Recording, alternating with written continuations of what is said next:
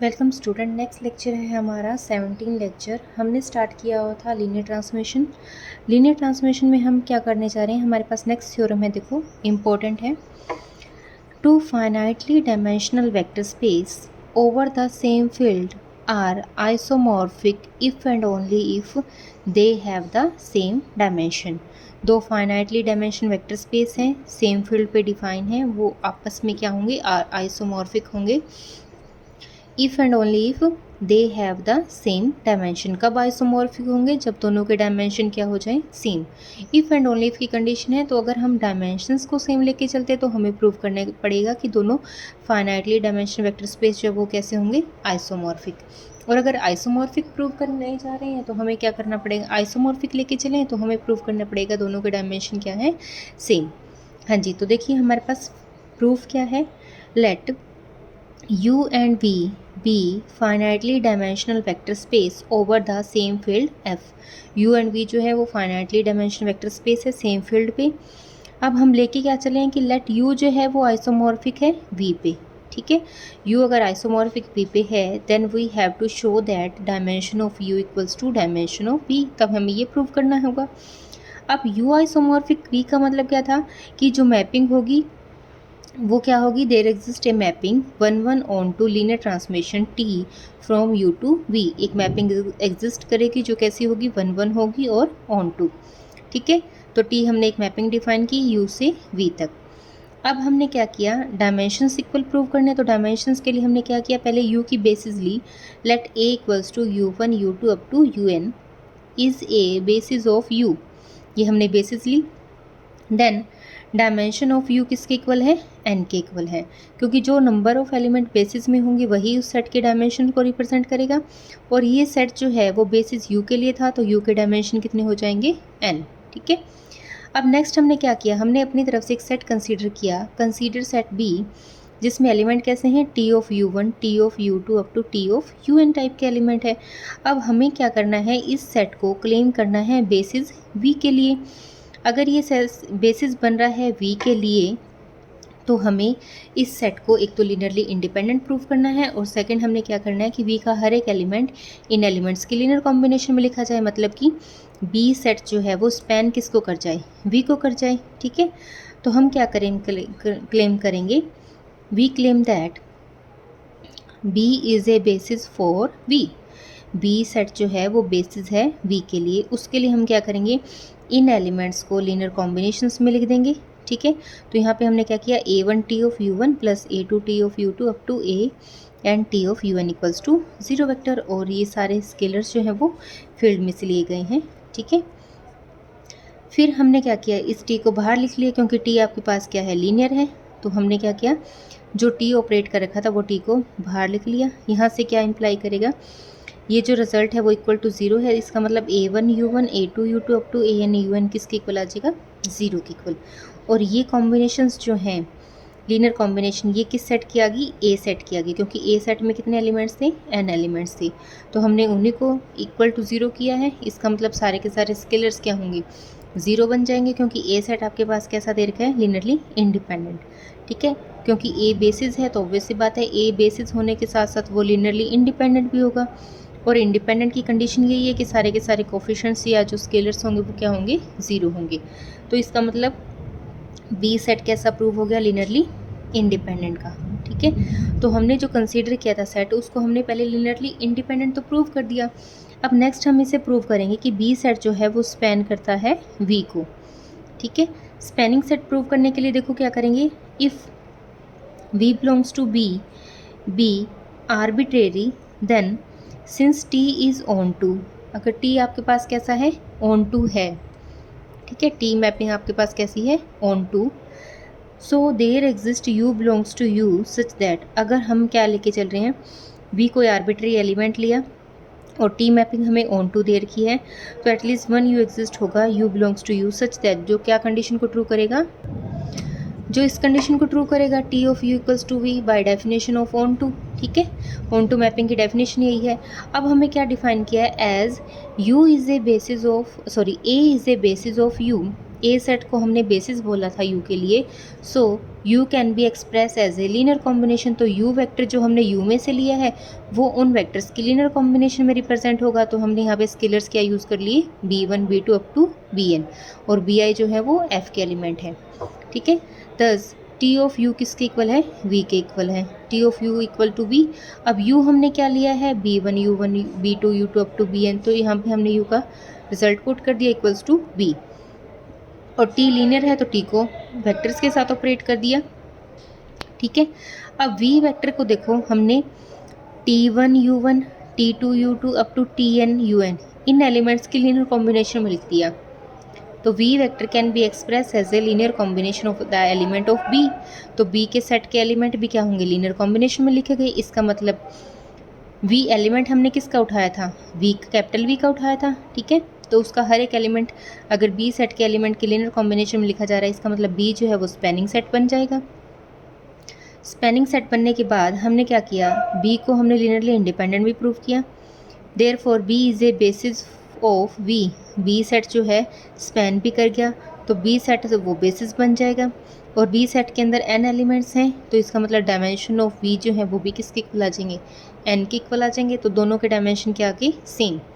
यहाँ तक हमने क्या किया, पहले हमने आइसोमॉर्फिक लेके चले और दोनों फाइनाइटली डायमेंशनल वेक्टर स्पेस के हमने डायमेंशन को क्या कर दिया, इक्वल प्रूफ। नेक्स्ट हम क्या करेंगे, कन्वर्सली में let dimension of u equals to dimension of v, दोनों के डायमेंशन को हम क्या लेके चलेंगे, इक्वल।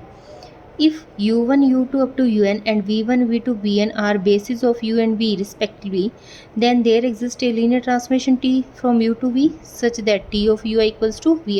ये कल हमने एक रिजल्ट किया था कि अगर दो सेट दे रखी हैं, उनकी बेसिस दे रखी है, तो at least only one and one linear transformation होगी जो इस कंडीशन को होल्ड करेगी, t of ui equals to vi। फिर हमने क्या किया, डोमेन का एक एलिमेंट लिया, ठीक है। इस एलिमेंट को हमने क्या किया, इसके बेसिस के एलिमेंट की लीनियर कॉम्बिनेशन में लिख दिया। तो u एलिमेंट को अगर आप लीनियर कॉम्बिनेशन में लिख रहे हो तो ये एलिमेंट u को बिलोंग करेगा, ठीक है। देन हमने क्या किया, दोनों तरफ t ऑपरेट किया। t ऑपरेट करने के बाद स्केलर्स बाहर आ जाएंगे, t लीनियर है तो वो हर एक वेक्टर के साथ इंडिविजुअल ऑपरेट हो जाएगा। और t ऑफ u1 का मतलब क्या, यहाँ पे हम 1 पुट करेंगे तो किसके इक्वल आएगा, v1 के इक्वल आएगा। तो ये क्या बन जाएगा, a1 v1 a2 v2 up to an vn, ठीक है, क्योंकि t ऑफ ui किसके इक्वल है, vi के इक्वल है। इसका मतलब t ऑफ ui किसको बिलोंग कर गया, v को बिलोंग कर गया, क्योंकि ये एलिमेंट किसके थे, v के थे, बेसिस के एलिमेंट, ठीक है। इसका मतलब t हमारे पास कैसा प्रूव होगा, t ऑफ v जो है वो v को बिलोंग कर गया। इसका मतलब हमने ये LT तो प्रूव कर दी।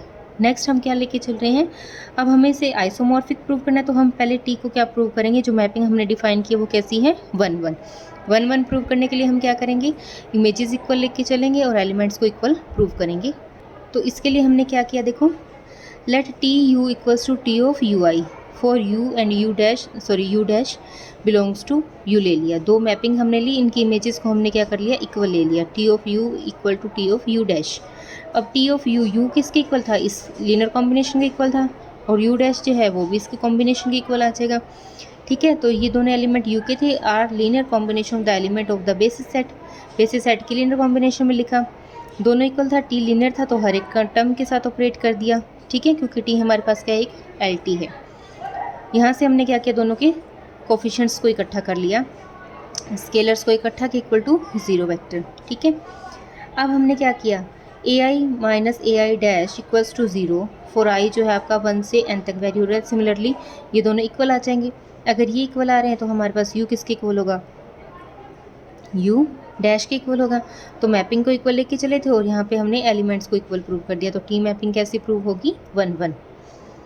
नेक्स्ट है हमारे पास टी को हमने प्रूव करना है ऑन टू के लिए हम क्या करेंगे, let v belongs to v हमने आर्बिट्री एलिमेंट लिखा, उस v को हमने लीनियर कॉम्बिनेशन में लिखा, ठीक है, v सेट के एलिमेंट में लिख दिया। अब हमने क्या किया, v1 t u1, इसका रिजल्ट v1 को हम क्या पुट कर सकते हैं, t ऑफ u1 कर सकते हैं। सिमिलरली u2 v2, क्योंकि हमारे पास क्या गिवन था, t ऑफ ui जो था वो किसके इक्वल था, vi के इक्वल था। अब vi हमें गिवन है तो हम इसको क्या लिख सकते हैं, t ऑफ u1 लिख सकते हैं, इसको t2, इसको t ऑफ un, ठीक है। t लीनियर था तो ये ऑपरेट हो रहा था, तो t को हम इस फॉर्म में भी लिख सकते हैं। इसका मतलब ठीक है। ये जो एलिमेंट्स थे ये किसके equal, and the set u equals to क्या है, v1 u1 v2 u2, ये हमारे पास u के इक्वल आ गया। ठीक है, तो ये कैसा प्रूव हो गया, ऑन टू प्रूव हो गया। तो t को हमने क्या प्रूव कर दिया, ऑन टू भी प्रूव कर दिया, क्योंकि हमने यहाँ पे क्या प्रूव कर दिया, ये कॉम्बिनेशन, ये एलिमेंट हमने किसके इक्वल लेके चले थे, ये एलिमेंट हम u के इक्वल लेके चले थे। तो ये आपके पास क्या बन जाएगा, t of u equals to क्या आ जाएगा, v फॉर्म का आ जाएगा। इसका मतलब t हमारे पास ऑन टू भी प्रूव होगी, और t यहाँ पे हमने क्या प्रूव कर दिया, आइसोमॉर्फिक। तो t हमने इसमें क्या किया, अगर डायमेंशन इक्वल है तो u को आइसोमॉर्फिक प्रूव किया, अगर हम आइसोमॉर्फिक लेके चले हैं तो t को हमने क्या प्रूव कर दिया, 1-1 ऑन टू मैपिंग। ठीक है, नेक्स्ट जो थ्योरम है वो भी इसी टाइप की है, वो मैं बुक में से बता रही हूँ, सेम ही है।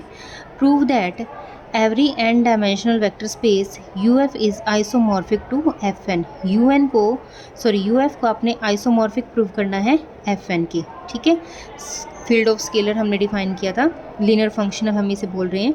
तो देखिए पहले हम u की बेसिस लेके चले जिसमें n एलिमेंट है, इसका मतलब इस एलिमेंट का इसका हर एक वेक्टर जो है इनकी लीनियर कॉम्बिनेशन में लिखा जाएगा। तो हमने क्या किया, any u belongs to u can be express as a linear combination, इनकी कॉम्बिनेशन में रिप्रेजेंट किया, और a1 a2 an जो है वो हमने f में से लिए।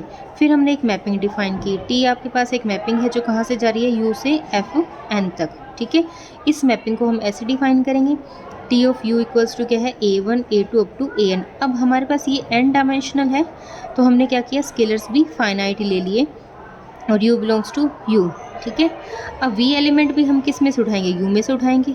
तो उस v एलिमेंट को भी हमने, अगर इसके उठा रहे हैं तो उसकी बेसिस के एलिमेंट की कॉम्बिनेशन में लिख दिया।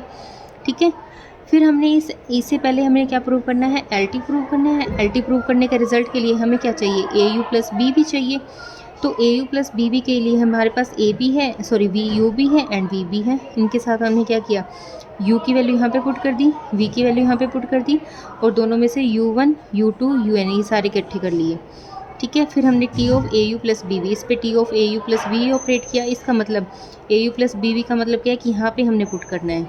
ठीक है, और यहाँ पे हमारे पास क्या दे रखे हैं, एलिमेंट्स जो हैं वो A1 A2 up to AN type की हैं। तो इसका मतलब यहाँ पे ये एलिमेंट कैसे बनेंगे, A1 प्लस B B1, फिर dash comma A2 plus B B2, scalars आएंगे ओनली, क्योंकि मैपिंग ही हमने ऐसे डिफाइन की है। ठीक है, फिर यहाँ से हमने क्या किया, A1 वाले A सारे इकट्ठे कर लिए एक तरफ, दूसरी तरफ हमने B को इकट्ठा किया। फिर यहाँ से हमारे पास A कॉमन आ रहा था, और यहाँ से हमारे पास B कॉमन आ जाएगा। और ये जो एलिमेंट है इसको हमने क्या बोला, T ऑफ U बोल रखा था। सिमिलरली इसको हम क्या बोल देंगे, T ऑफ V। तो LT प्रूफ होगी यहाँ तक। फिर हमें इसे आइसोमॉर्फिक प्रूव करना है, तो मैपिंग को हम क्या प्रूव करेंगे, एक बार 1-1 और एक बार ऑन टू प्रूव करेंगे। नेक्स्ट T को हमने LT प्रूव किया, उसके बाद हम प्रूव करेंगे T हमारे पास क्या है, 1-1। 1-1 प्रूव करने के लिए हमने क्या किया, डोमेन में से 2 एलिमेंट उठाए। अगर U उठा रहे हैं तो U भी इस टाइप का होगा, सिमिलरली B एलिमेंट भी इस टाइप का होगा, एंड AI BJ जो है वो F के एलिमेंट होंगे। जो एलिमेंट्स बनेंगे U एंड B वो भी इस टाइप के बनेंगे। ठीक है, इनको इक्वेशन नंबर 2 एंड 3 बोल दिया।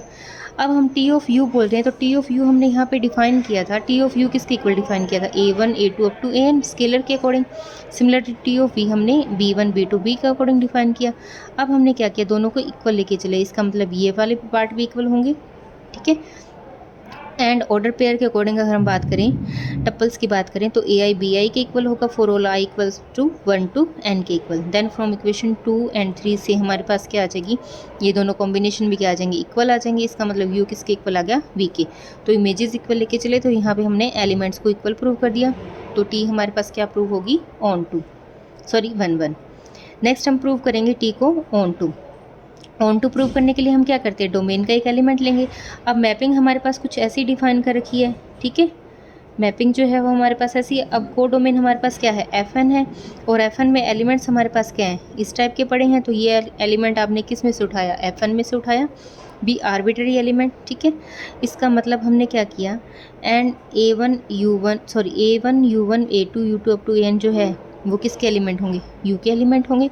ठीक है, तो हमने क्या किया, U एलिमेंट जो हमने U में से उठाया है, T of U equals to V करते हैं ऑन टू के लिए। तो T ऑफ U के लिए हमारे पास ये कॉम्बिनेशन थी, इक्वल्स टू क्या आ जाएगा, ये सारे के सारे स्केलर्स।